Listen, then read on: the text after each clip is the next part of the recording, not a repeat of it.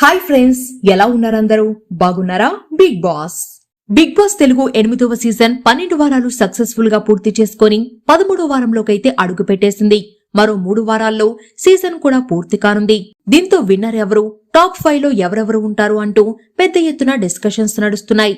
ఇక సోమవారం nominations ముగియడంతో voting ఎలా జరుగుతుంది, ఎవరు టాప్ లో ఉన్నారు, 13వ వారం ఎవరు ఎలిమినేట్ కానున్నారు అనే దానిపై చర్చ జరుగుతుంది.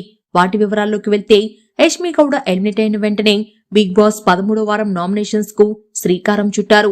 ఎవరైతే ఫైనలిస్టులుగా ఉండకూడదని అనుకుంటున్నారో వారిపై రంగు పోసి నామినేట్ చేయాలని చెప్పాడు బిగ్ బాస్. ఒక్కో కంటెస్టెంట్ 2 ఇంటి సభ్యులను నామినేట్ చేయొచ్చని, మెగా చీఫ్ అయినందున రోహిణిని ఎవరూ నామినేట్ చేయకూడదని ఆదేశించాడు.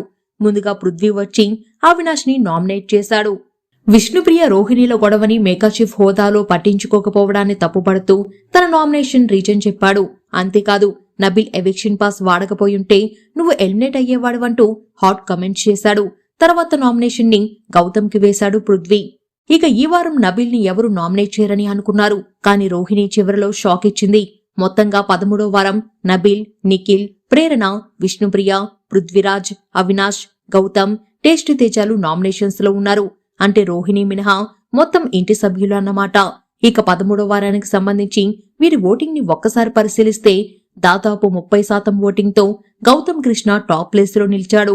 తర్వాత ప్రేరణ 19%, నిఖిల్ 11%, టేస్టీ తేజ 9%, అవినాష్ 6%, నబిల్ 6%, పృథ్వీ 6%, విష్ణుప్రియ 5% ఓటింగ్ తో నిలిచారు.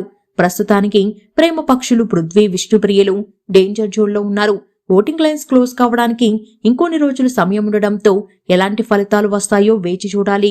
మరి ఈ వారం ఎవరు ఎలిమినేట్ అయితే బాగుంటుందని మీరనుకుంటున్నారో కింద కమెంట్ సెక్షన్ లో రాయండి. మరిన్ని అప్డేట్స్ కోసం మన ఛానల్ ని సబ్స్క్రైబ్ చేసుకోండి.